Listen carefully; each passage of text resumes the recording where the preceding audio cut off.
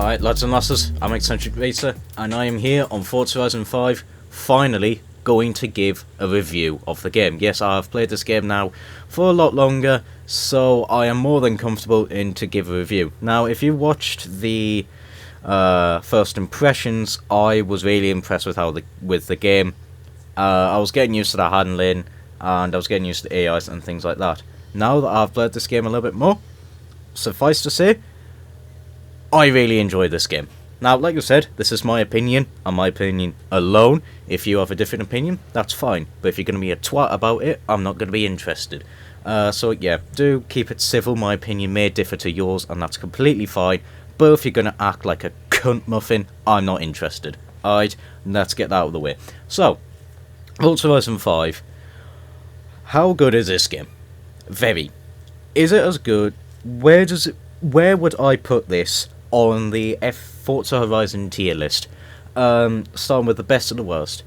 This is not the worst, right? This is miles better than FH4 and FH3. The game isn't as good as FH1 or FH2 at the moment. And I'm going to say at the moment because, well, obviously, you know, it's only been out for a little while, so things are needing updating and things like that. But at the moment, this game is not as good as FH1 and FH2 for one massive reason, which I hope will get fixed, and when it does, this game will probably be better than those two, and that is the stability. Now, in the races, I've not had it so much when I was doing the Forza community. We would get all 12 people managed to load successfully into a race, and then we would go race. However, when we last did this, we were not as successful. What we had was a couple of people would not actually load up.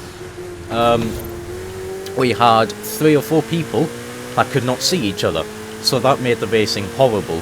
And yeah, the connection issues all over the place. People would randomly disconnect from the races. Some people wouldn't load in fully, and things like that. The stability of this game is horrid. I have had so many soft locks. I've had the game crash. I have had the map. I've had the map just not load in properly, so that I get a soft lock because of it, and then sometimes the game crashes because of that. As well, a lot of the accolades, some of them barely work. It'll say it will complete, or sometimes flat out you just will not complete them at all, no matter what you do. So yeah, there is issues like that. Yeah, so stability, major problem with this game, but it is a lot better than when I first played it those weeks ago when I did the first impressions. The stability back then was horrid. Now it's bad, but it is better than what it was before. At least now, we're in the Forza community, we've been able to get all 12 people connected. Well, I know the previous one we had 9, but basically everyone got loaded, everyone got connected, so everyone was able to have a race. So it is taking a step in the right direction. It's just free roam is horrible. There's a lot of sound bugs that happens, which actually cause the game to softlock and things like that. So yeah, all those issues are that. So that is, the stability is the main issue with this game, and it holds it back so much because this, you know, it is wanting to push a lot of multiplayer with it, but it barely works, so it's not great. However, that's my main criticism. The little one is snow tires are pointless. The snow tires in this game are absolutely pointless. I've not found a single use for them, so I don't know why they're in the game. Hopefully, like an expansion or more updates will make them actually viable as a tire option. So, now let's get on to the good things. The handling. Now, the braking will take getting used to. It is a new braking system from what I'm aware of, so the brakes may take you a couple of races to get fully used to them. But however, ignoring the brakes, the handling in this game feels great. I absolutely love the handling in this game. It is great fun. I'm able to just build cars, throw them around anything, dirt, cross-country, circuit racing, and have a lot of fun. Yeah, it's incredible handling. Like I said, all you need to get used to is the brakes. Another thing, which is a nice little touch, is we can now do this. So I'm in a Ferrari Portofino. I'm pretty sure you've seen this by now.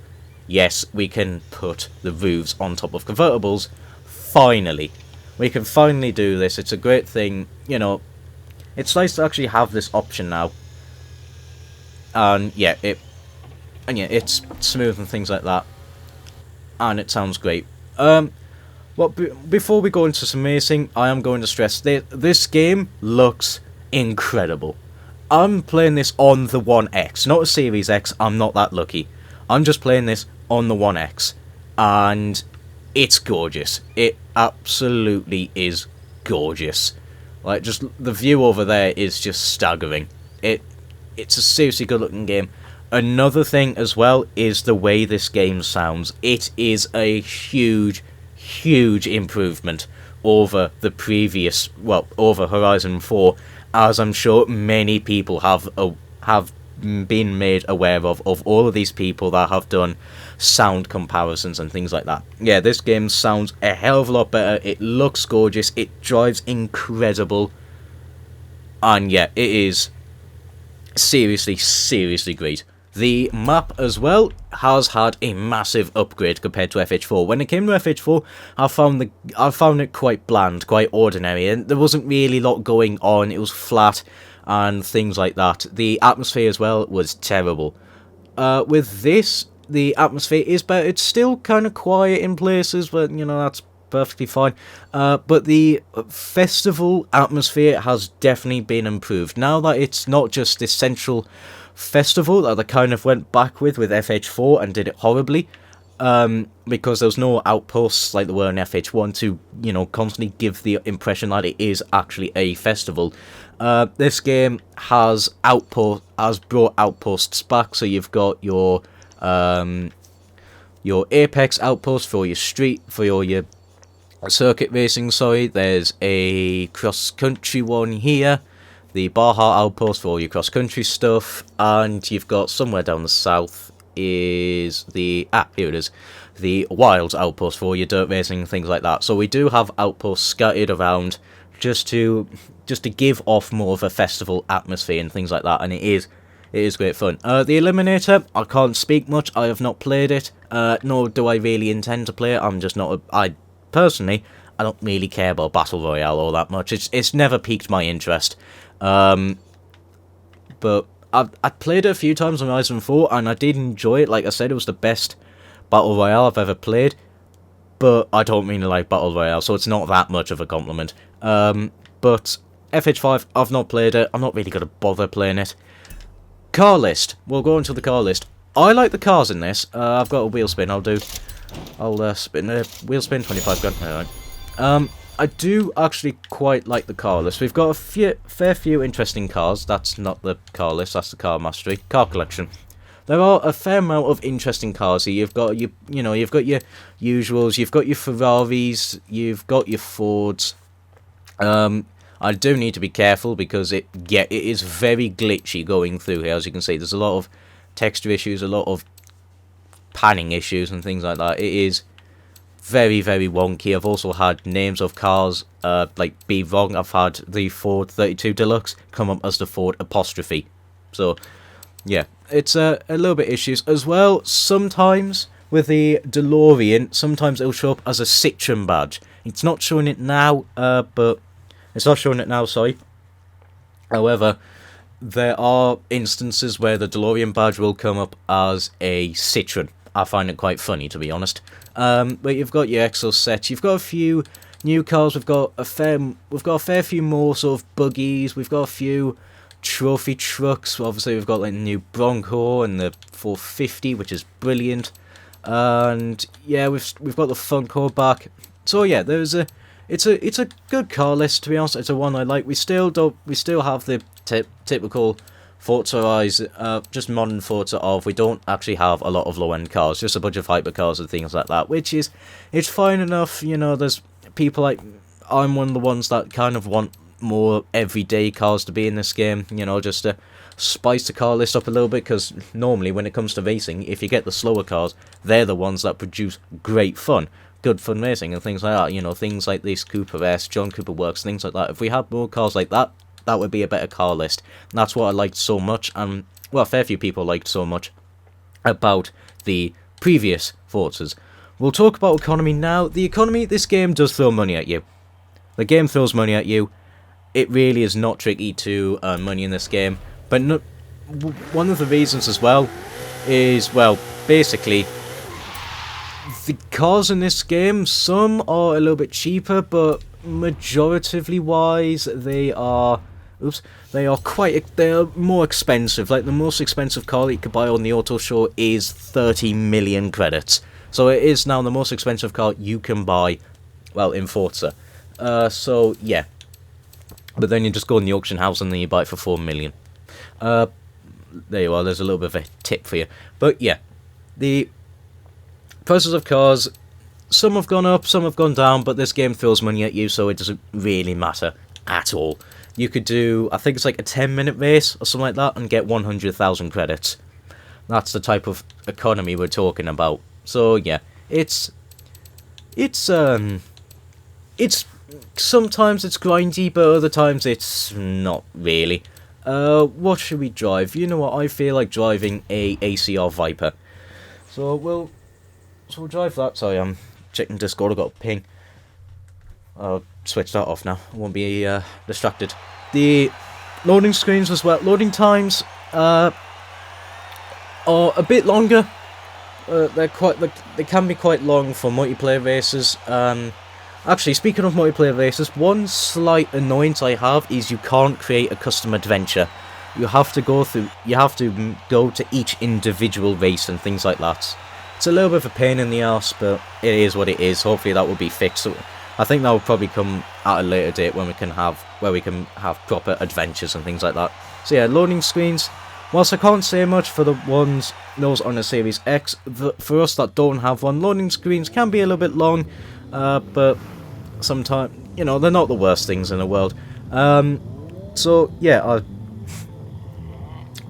that's what's going on. But the loading screens themselves, I much prefer compared to just the blank whiteness of Forza Horizon 4, because it just blinded me a lot, especially if I'm doing stuff late, and it's sort of winter time now and it is dark, so I don't really have a light on, but you know, the loading screens of like FH4 and things like that would just absolutely blind me, and it was quite frustrating. This game, it takes back from that, you know, so it is it's much more appealing to look at.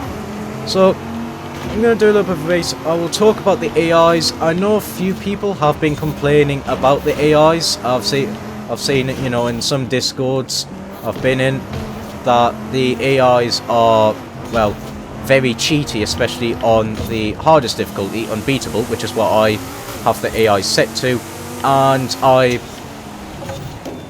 do understand. They are, in a way. A lot of the times it feels like the AIs just have a lot more speed than you everywhere, that they are able to carry a lot more corner speed than you, they have more straight line speed than you, and things like that, especially on the harder difficulties. You'll find that, I've found this with all Forza games, to be honest, where you'll get one AI, driver tar, whatever you want to call them, that will run away at the front. Like the other couple, you know, as you're going up through the field, you're not finding a lot of them too tricky to overtake. And then there's just one or two that are miles off in the front. In fact, you can actually see it now on this race. There is just two AIs absolutely gone at the front, and then you can't catch up to them, and you feel a bit frustrated and cheated. Yeah, that is the case with the AIs in this game as well. But the AIs themselves, they'll make mistakes. You can block them as well. Sometimes they're not really the biggest fan of trying to go for overtakes. So yeah, the AIs are, while I find them fun and a good challenge, yes, I have found that this game in particular, the AIs are just quicker in general in this, and they can cheat in a way of just that 1 or 2 being miles quicker, getting a good run, just being miles quicker than what you can ever accomplish. So yeah, those that say they've been cheated, they are right. So yeah, it's a shame really, you know. It's just gonna be your take on what the AIs are like, you know, what your opinions are about them. But if you just get a little bit of practice, you will be quicker than them. Overall, it's just like these races are actually really short as well, so it does feel like the AIs, you just stand absolutely no chance of actually being able to do any sort of overtakes and things like that. So yeah, that was just a quick brief race in the ACR Viper. Yeah, I hope, and hopefully as well, you've kind of listened to the new sort of Viper engine, and I know I'm on bonnet cam, so it's gonna sound a little bit different. Oh yeah, we're just gonna skip the podium screen. Alright, fair enough.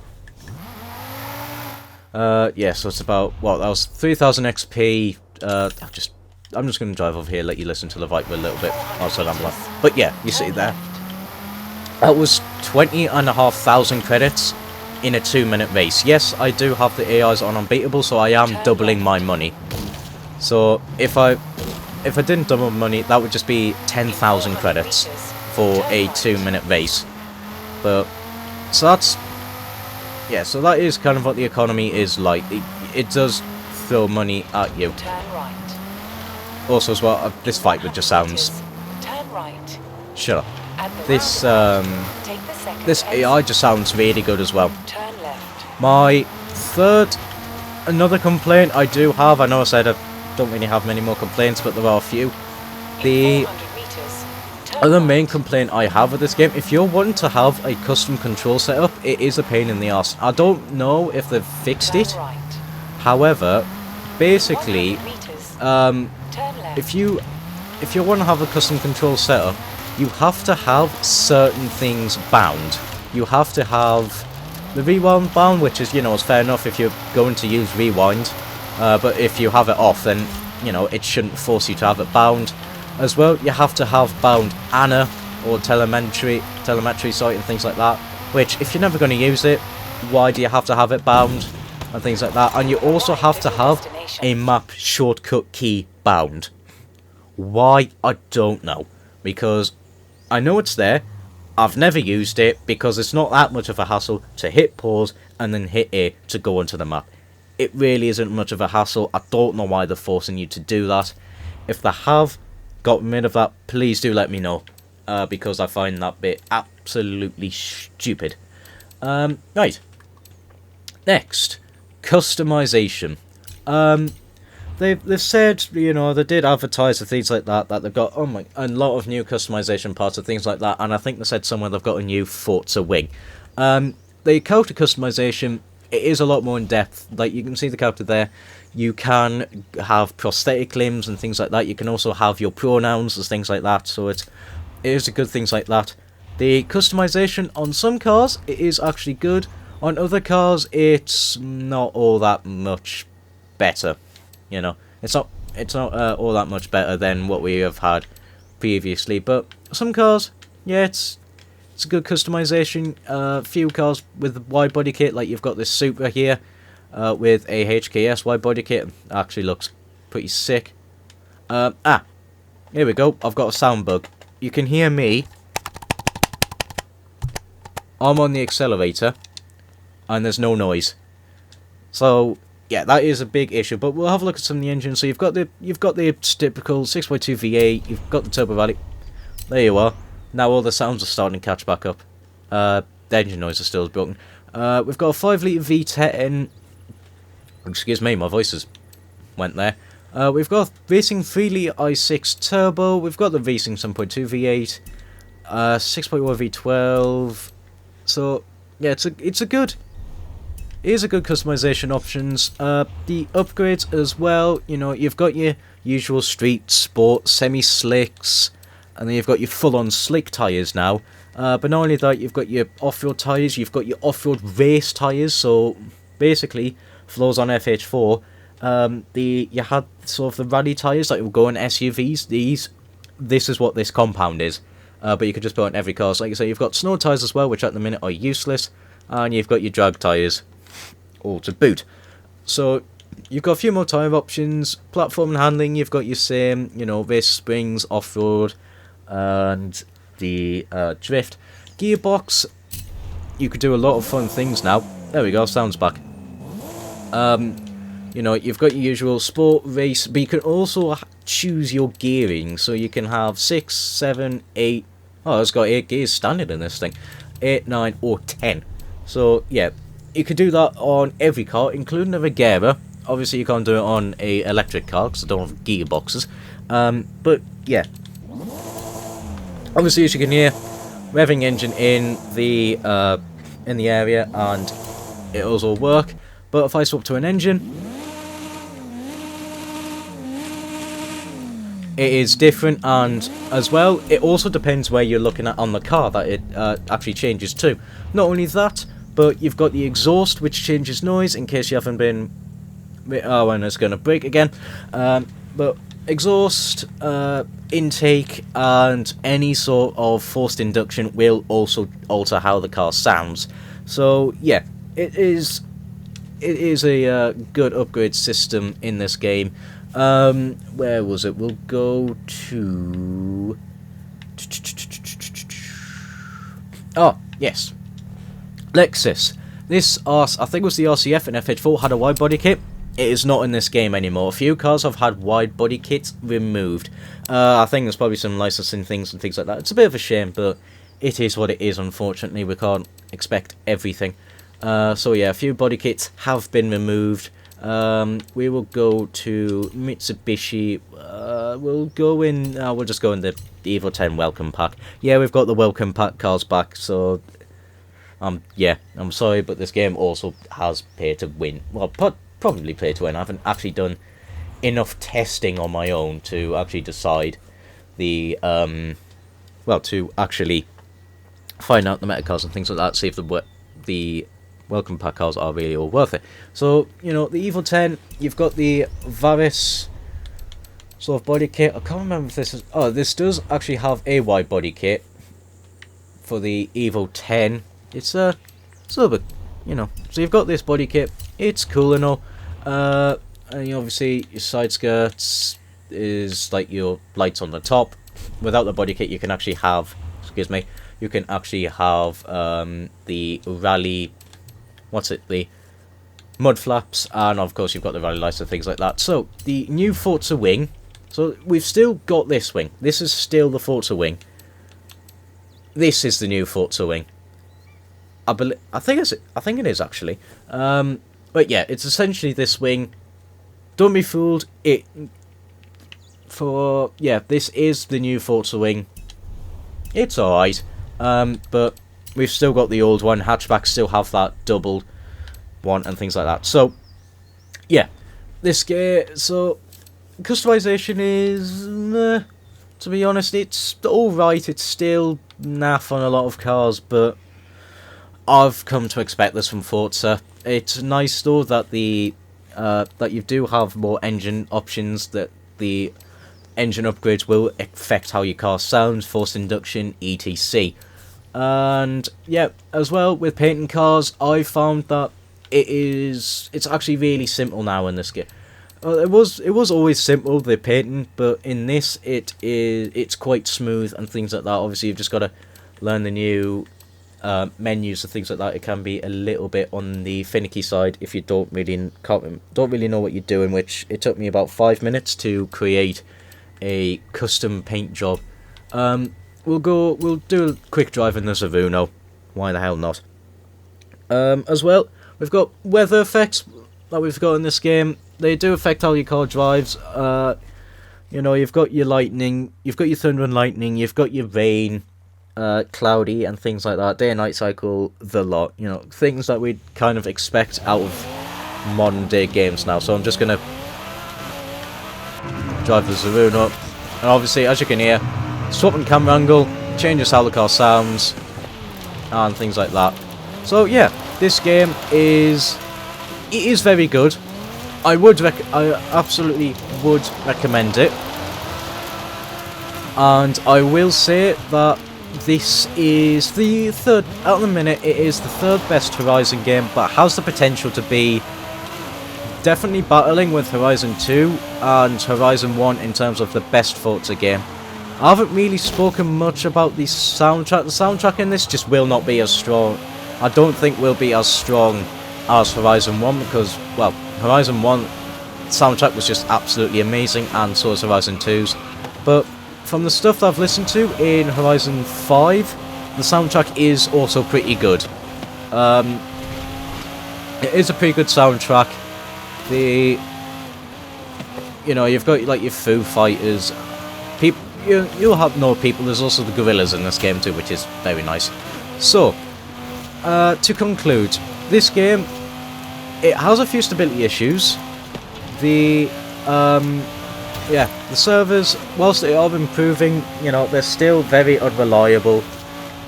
More particularly in free roam than anything. Races, they seem to have gotten better for that, which to me is the more important thing. That the races are actually the ones that they focus on getting the stability up a little bit. The soft locking and the game crashing is a major annoyance. The soft locking happens so often. I was surprised it didn't actually happen when I had those little audio bugs and things like that. I'm surprised that the game didn't soft lock there.